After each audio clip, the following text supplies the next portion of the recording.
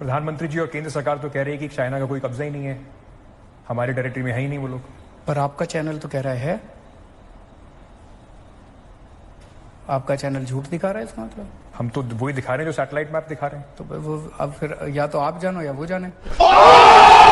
अरे अलते में भलते में राफे कवाली, सब शाने खड़े ले कोई नहीं देता ताली। इनसे पूछ लो मोदी मोदी चिल्लाने से हाउस टैक्स माफ होता हो तो मैं भी चिल्लाऊंगा मोदी मोदी। अरे मोदी ने तुम्हारी बिजली के रेट कम करे क्या? अगर बिजली के रेट कम होते हो मोदी मोदी चिल्लाने से मैं भी चिल्लाऊंगा मोदी मोदी मोदी।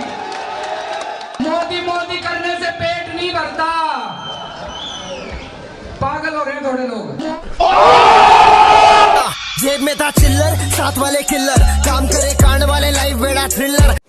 अरविंद जी, बड़ा सवाल यह है कि आप कांग्रेस को लेकर बड़े सॉफ्ट हैं इन चुनाव में। आपको नहीं लगता कि राहुल गांधी के रोड शोज के बाद, सोनिया गांधी जी की रैली के बाद कांग्रेस का टेम्पो भी बड़ा है और कहीं उससे आपको नुकसान ना हो जाए, क्योंकि आपका और उनका वोट बैंक सेम है? बिल्कुल 0 सीट आ रही है सर उनकी। जब से आपकी सरकार आई है दिल्ली में इलेक्ट्रिसिटी फ्री हो गई है, वाटर पानी भी बहुत फ्री हो गया है, और बसेस में ट्रांसपोर्टेशन आपने बहुत नॉमिनल कर दिया है, कहीं कहीं फ्री है। तो इससे तो जो अलग स्टेट्स के लोग हैं वो यहाँ आ जाएंगे दिल्ली में और झुग्गियाँ बना लेंगे, लोग यहाँ पे आके रहने लग जाएंगे। वैसे ही इतनी पॉपुलेशन है तो आप और जो लोग आ जाएंगे उनको कैसे कंट्रोल करेंगे? सो मतलब कि अगर ज़्यादा लोग आएंगे इसलिए दिल्ली को अच्छा ना बनाया जाए।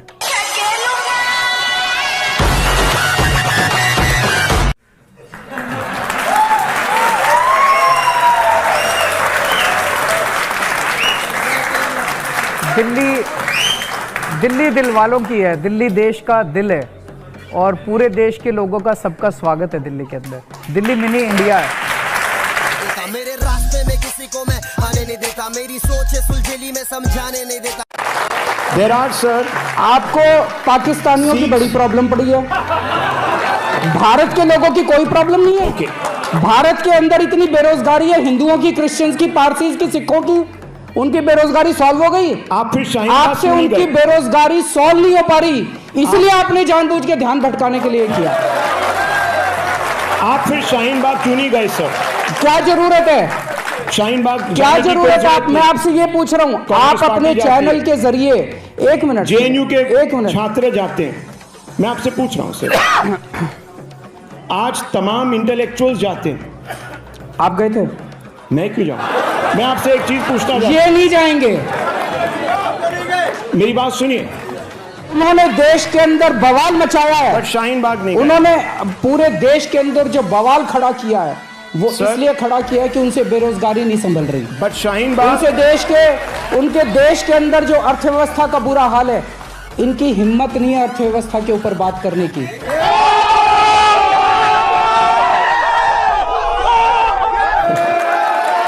इनकी हिम्मत नहीं है बेरोजगारी पे बात करने की। वो लोग इतने पावरफुल हैं, इनका चैनल बंद करा देंगे, इसलिए सारा दिन सुबह से शाम तक केवल और केवल हिंदू और मुसलमान, हिंदू मुसलमान। एक मिनट मुझे बोलने दीजिए। अब केवल 24 घंटे हिंदू मुसलमान करते हैं। ये देश सारे धर्मों से बना है, ये देश सारी जातियों से बना है। इस देश के लिए हर व्यक्ति अपनी जान कुर्बान करने के लिए तैयार है, और जो लोग इस देश को बांटने की कोशिश कर रहे हैं उनके मंसूबे कभी सफल नहीं होंगे। ये देश कैसे आगे बढ़ेगा? ये देश तब आगे बढ़ेगा जब इस देश का हर बच्चा शिक्षित होगा। लेकिन हमारे देश के लोग बहुत महान हैं, वो कभी भी बटने नहीं वाले, वो इनके और बीजेपी के मंसूबों के ऊपर पानी फेर देंगे। हाँ, आँख बंद, नाक बंद, खोटा खोटा बात बंद, बनना है तो बाप बंद। एलजी कहता है कि तुम नहीं कर सकते, मैं करूंगा, तो करना।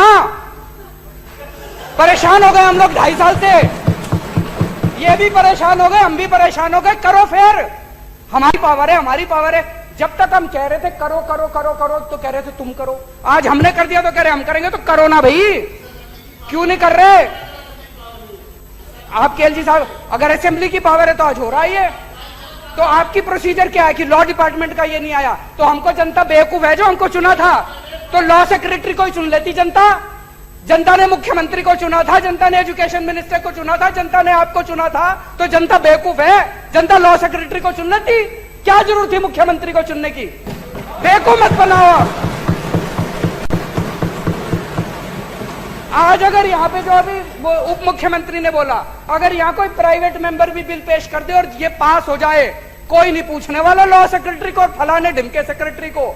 ये सेक्रेटरी चला ले तो ये देश डूबता थोड़ी, हमारी थोड़ी जरूरत पड़ती। ये ब्यूरोक्रेसी से नहीं चलता देश, डेमोक्रेसी से चलता है देश। कड़क बन मत बन तू ढोकला, सिर्फ पटेली तू मारता है अंदर से खोखला। सवाल आपसे ये है कि आप दुनिया को पाठ तो खूब पढ़ाते हो, लेकिन जब आपसे सवाल पूछे जाते हैं ऐसा लगता है कि साम सूंघ गया अरविंद केजरीवाल को, साम सूंघ गया आम आदमी पार्टी को। ऐसा क्यों होता है कि आप मानते हो कि बाकी सब भ्रष्ट हैं, ईमानदारी का जो पहनावा है वो सिर्फ और सिर्फ आप पर है? और सोमनाथ भारती पर जब सवाल पूछे गए, आपने जैसे बाकियों से कहा कि जांच करा लीजिए, आपने वो पैमाना खुद अपने ऊपर क्यों नहीं अपनाया? अरविंद, जांच होनी चाहिए। जब आपको मौका मिला तब आपने जांच क्यों नहीं कराई? आज आप मुख्यमंत्री नहीं हैं, आज आप ये कह रहे हैं, बड़ा आसान है आपके लिए कहना, बड़ी वाजिब सी बात है। जब आपके पास मौका था, people are judged by what they do when they're in power, not what they say when they're in opposition, Arvind. When you had an opportunity, you did not take that opportunity. You reacted in exactly the same fashion as the BJP and the Congress. You want to tell the people of India that you are different when you had the opportunity to be the difference. You developed cold feet, Arvind. आपने मेरे को कोई कागज ही नहीं भेजे। अब अगर आप ये सोचो मैं आपके सारे प्रोग्राम बैठ के देखता हूँ, सर मैं तो आपके प्रोग्राम देखता नहीं, इंटरेस्टिंग नहीं होते फ्रैंकली। नरेंद्र, आपके प्रोग्राम देखता नहीं, इंटरेस्टिंग नहीं होते फ्रैंकली। एक बीजेपी का नेता खड़ा होकर कहता है औरतों को 4-4 बच्चे पैदा करने चाहिए। दूसरा नेता कहता है औरतों को 5-5 बच्चे पैदा करने चाहिए। इनके खट्टर साहब जो मुख्यमंत्री हैं हरियाणा के, कहते हैं मैं लड़कियों को जीन्स नहीं पहनने दूंगा। इनका दूसरा नेता कहता है लड़कियों को मोबाइल फोन नहीं इस्तेमाल करना चाहिए। इनका तीसरा नेता कहता है लड़कियों को ज्यादा पढ़ाना नहीं चाहिए। इनका चौथा नेता कहता है लड़कियों को नौकरी नहीं करनी चाहिए। कहां ले जाएंगे ये बीजेपी वाले इस देश को? ऐसे लग रहा है 16वीं 17वीं सदी में ले जाएंगे देश को।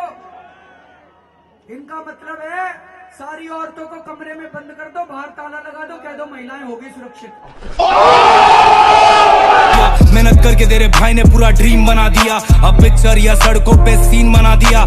इस बार क्या आपको लगता है कि प्रधानमंत्री नरेंद्र मोदी के नाम पर जब चुनाव लड़ा जाएगा, और अभी वो बहुत बड़ी मेजॉरिटी से वापस आए हैं, तो कहीं ना कहीं उससे परेशानी होगी आपको? दिल्ली का जवाब दे रहे हैं आपका। दिल्ली का चुनाव दिल्ली के काम पे होगा। 5 साल में दिल्ली सरकार ने जो काम किए उन कामों के ऊपर जनता वोट डालेगी। बीजेपी के किसी लोकल कैंडिडेट को अब अपना कंटेंडर देखते हैं? मनोज तिवारी, बहुत सारे नाम हैं यहाँ पे, मरविजय गोयल, हर्षवर्धन। मनोज तिवारी जी गाना बहुत अच्छा गाते हैं, नाचते भी अच्छा है। मैंने अभी एक, आपने देखा उनके नाच का एक वीडियो चल रहा है, वो बियर की बोतल ली हुई है। नहीं पर अरविंद जी, कोई अगर कलाकार है, मैं मना नहीं कर रहा, बुरी चीज है? मैं तो तारीफ कर रहा हूँ। नहीं तो क्या वो सीएम इसलिए नहीं बन सकता है क्योंकि वो नाचना गाना जानता है? मैं तो तारीफ कर रहा हूँ, मैं कह रहा हूँ सबको उनका वो रिंकिया के पापा सुनना चाहिए।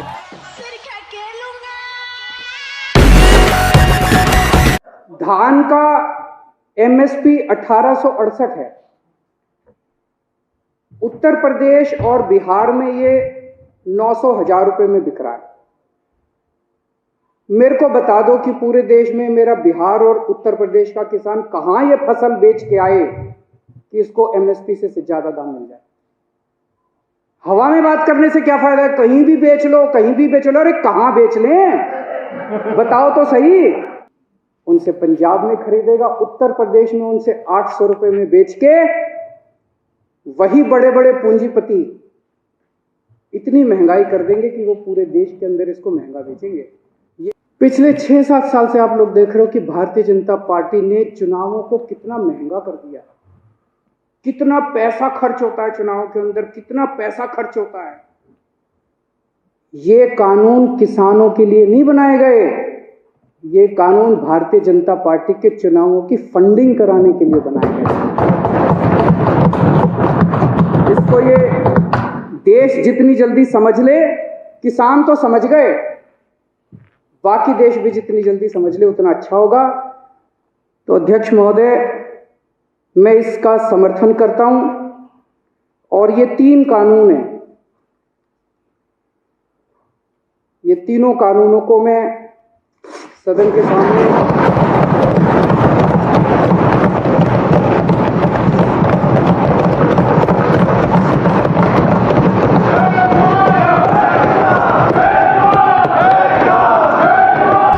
हाँ, आँख बंद नाक बंद खोटा खोटा बात बंद बनना है।